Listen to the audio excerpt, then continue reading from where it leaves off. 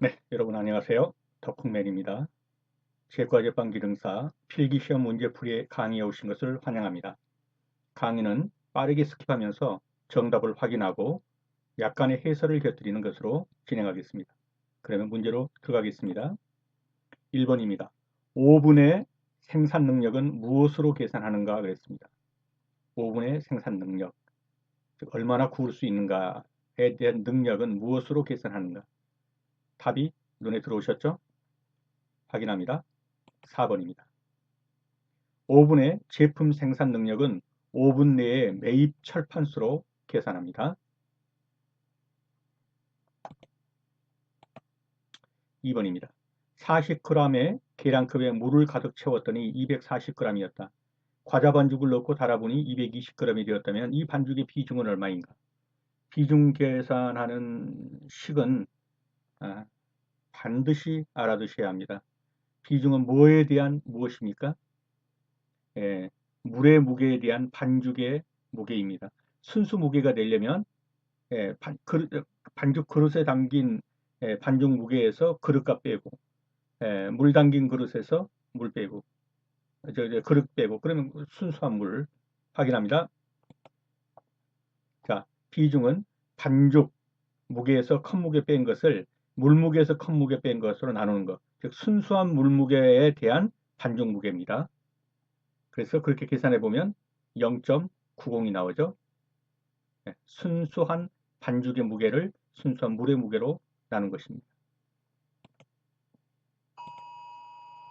3번입니다. 같은 용적의 펜에 같은 무게의 반죽을 펜닝하였을 경우 부피가 가장 작은 제품은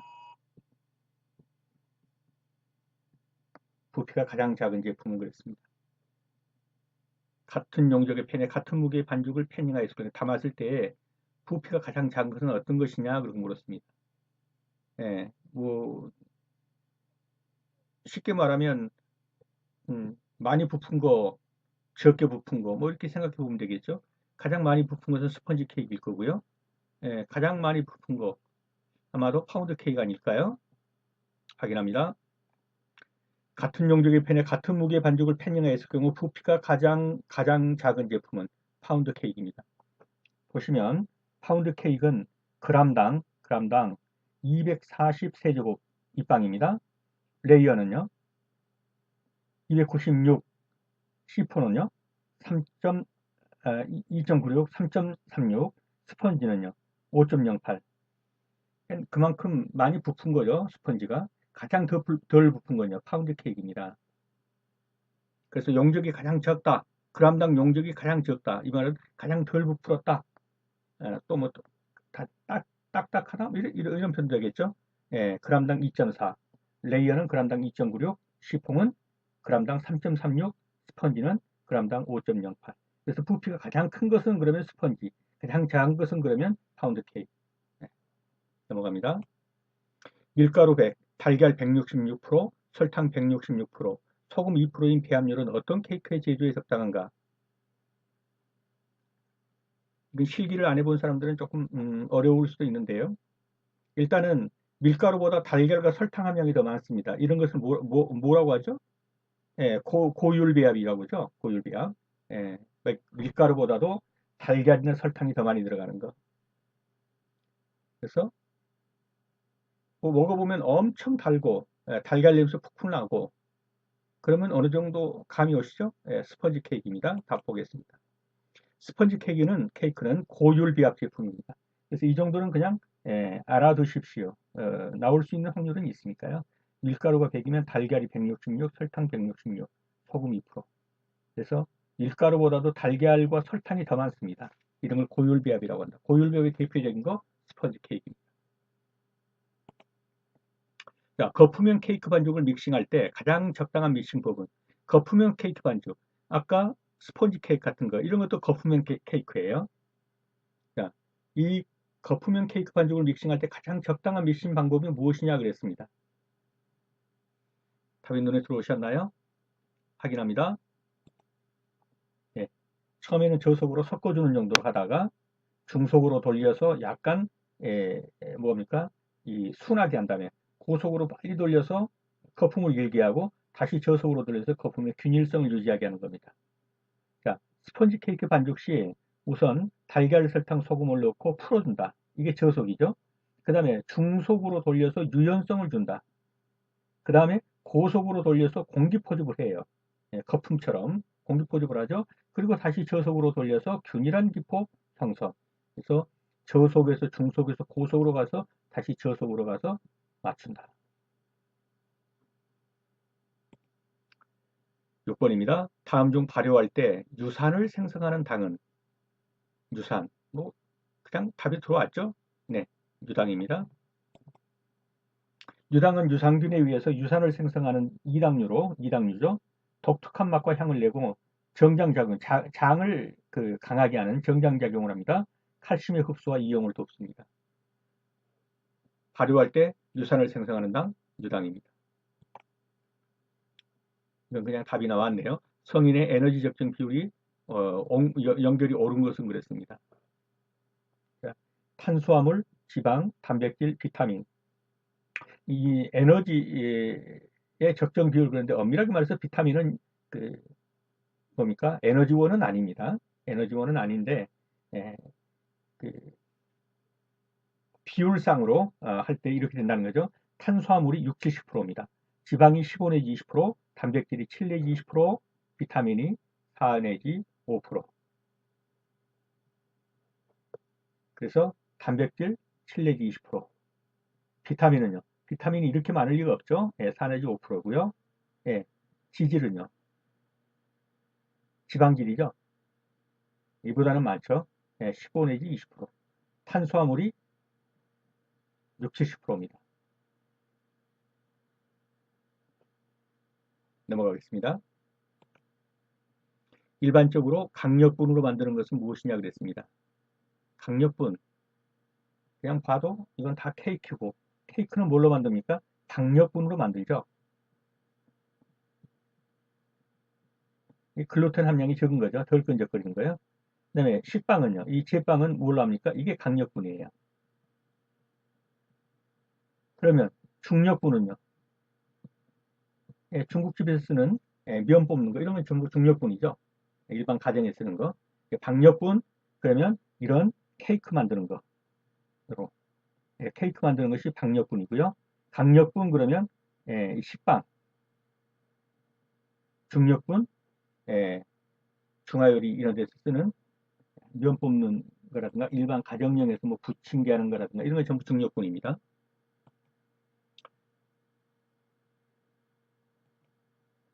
8번입니다. 흰자를 거품 내면서 뜨겁게 끓인 시럽을 부어 만든 머랭은 무엇이냐 그랬습니다. 예, 흰자 거품을 내죠. 머랭을 내는데 그 과정에서 뜨겁게 끓인 시럽을 갖다 붓는다는 거예요. 약 114도 정도 되는 이 시럽을 부으면서 머랭을 만드는 거. 이런 머랭을 뭐라고 하냐? 이렇게 묻는 겁니다. 정답은 아시죠? 네, 이탈리안 머랭입니다. 이탈리안 머랭은 흰자를 거품 내면서 뜨겁게 끓인 시럽을 부어가면서 만드는 머랭. 약 114도 정도의 네, 이탈리안 머랭입니다. 9번입니다. 스펀지 케이크의 굽기 공정 중에 나타나는 현상이 아닌 것은 그랬습니다. 굽기 공정이라는 것도 보셔야 돼요. 굽기 공정. 정답이 어느 정도 눈에 들어왔습니까? 네, 맞는지 확인해 봅니다. 3번이죠. 왜입니까? 밀가루 혼합은 반죽 제조 공정 중에서 나타나는 것입니다. 호화가 아니죠. 호화는 밥이 익는 거, 빵이 익는 거 이런 것을 호화라고 한단 말이죠. 근데 여기서 뭘 물었습니까? 굽기 공정 중에 나타나는 현상이 아닌 걸 그랬습니다. 이건 밀가루 혼합은 굽기가 아니죠.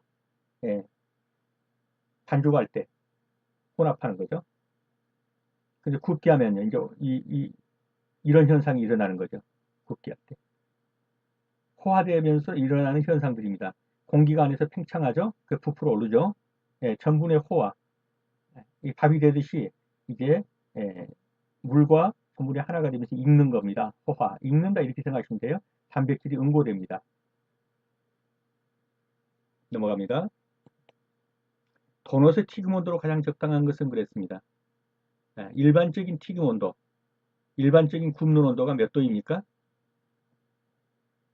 네, 180도에서 190도 정도입니다. 네, 튀김 온도든 굽기든 굽는 것도 어떻습니까? 에, 위의 온도가 약 180도, 밑의 온도는 보통 160, 70도 그렇게 되죠? 예, 튀김 온도도 마찬가지로 180도에서 195도씨 정도. 180도씨가 일반적입니다. 넘어갑니다. 다음 중 제품 중 거품형 케이크는 무엇이냐 그랬습니다.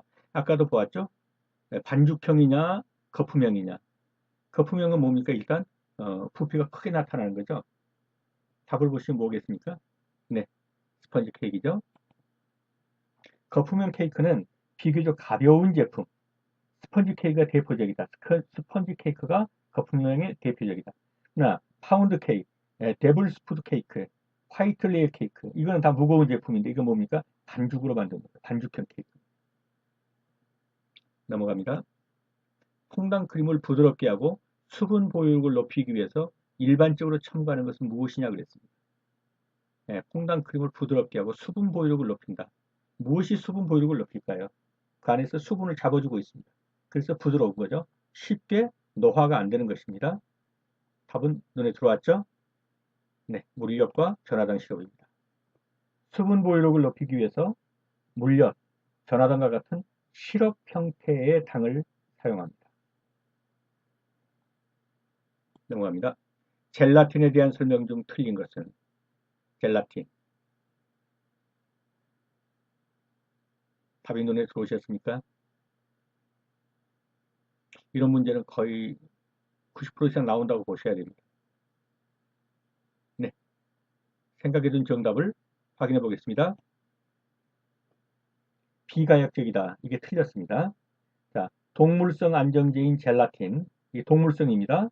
물과 섞이면 용해돼서 녹습니다. 그래서 클로이드 용액이 됩니다. 용액이. 끈적끈적한 용액이. 근데 온도가 낮아지면 이게 더 굳어져서 젤을 형성하게 돼요. 온도가 높아지면 이게 다시 녹아서 콜로이드 용액이 되는 거예요. 이것이 가역적 과정이에요. 가역적 과정. 이 가역적이냐 비가역적이냐 뭐예요? 어떤 것을 이렇게 형태를 변해서 쭉 이렇게 변해 갔단 말이에요. 이렇게 이 형태로 돌아가지 않으면 이걸 뭐라고 그래요? 비가역적. 예. 돌아가지 못한다 이 말이에요. 근데 이렇게 돌아가지 못하면 근데 이렇게 돌아갈 수 있다 그러면 이걸 우리는 가역적 옛날 상태로 돌아갈 수 있다 이렇게 말하는 거예요. 가역적이냐 비가역적이냐. 그러니까 예, 이 젤라틴이 어떤 젤을 형성하고 있어요. 젤을 형성하고 있다가 콜로이드 용액이 돼요. 어떤 형태가 되면 뭐 예를 들면 뜨거운 물에 또는 뜨거운 불에다가 이렇게 하면 녹는단 말이죠. 그러다 또 식으면 다시 젤 형태가 돼요. 이렇게 젤라틴으로 됐다가 콜로이드 용액 됐다가 왔다 갔다 할 수 있는 게 이걸 가역적이라고 그런 거죠. 그렇기 때문에 젤라틴은 뭡니까? 가역적이란 말이죠. 그래서 비가역적이라는 말은 틀린 겁니다. 자, 젤라틴. 첫째, 동물성 단백질입니다. 두 번째, 응고제로 사용돼요. 예. 그 다음에 세 번째, 물과 섞으면 용해됩니다. 대장균의 일반적인 특성에 대한 설명으로 옳은 것은 답이 눈에 들어오셨죠? 네. 대장균. 그러면 떠오른 거 있죠? 확인합니다. 분변 오염의 지표가 되죠. 대장균 수를 보고서 예, 분변이 뭡니까? 오줌이나 똥 이런 것에 얼마나 그 오염됐는가를 대장균의 수로 측정한단 말이에요. 분변 오염의 지표가 된다. 경피 감염병을 일으킨다. 감염병에서 대장균은 어떤 겁니까? 경구죠, 경구. 이 피부가 아니고 피부 뚫고 들어오지 않죠. 입으로 통해 들어온단 말이죠. 그래서 경구 그렇게 말을 해요. 아시겠죠? 경구 입구자를 쓴다. 입구자. 예, 피부할 때 피자가 아니고요. 독소형 식중독을 일으킨다. 아니죠. 뭡니까? 감염형 식중독을 일으키죠. 얘가 무슨 독을 만들어가지고 그 음식 먹으면 독성 걸리는 게 식중 걸리는 게 아니라 얘가 들어와서 몸속에서 많은 대장균을 만들어가지고 어, 이상을 일으키죠. 발효식품 제조에 유용한 세균이다. 뭐 그럴 수가 없죠. 예, 그러면 뭐 아주 대장균이 좋은 균이게. 네. 그래서 답은 분변 오염의 지표가 된다. 자, 어패류의 생식과 관계 깊은 식중독 세균은 뭐 이미 다 알고 계시죠? 어패류, 생선 같은 거 먹고 걸리는 병이 무엇이냐 이렇게 생각해 보시면 나오죠. 장염 비브리오죠. 장염 비브리오는 3 내지 4%의 농도, 식염 농도, 뭡니까 이게? 해수입니다. 그래서 잘 생육한다. 바닷물에서요. 어패류를 생식할 경우에 중독할 수 있는 균입니다.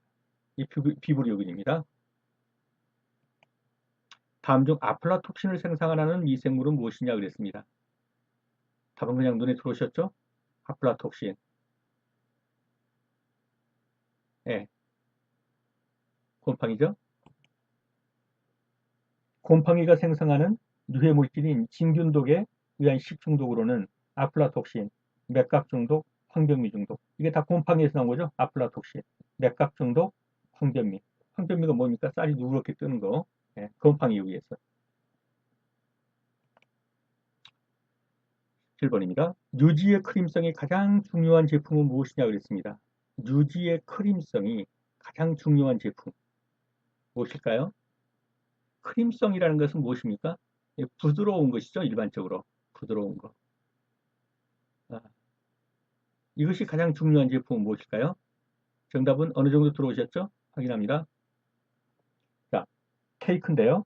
크림성은 유지가 믹싱 조작 중에 공기를 포집하는 성질로, 공기를 머금는 거죠. 포집하는 성질로 버터크림이나 크림법으로 제종하는 케이크 등에서 중요한 성질입니다.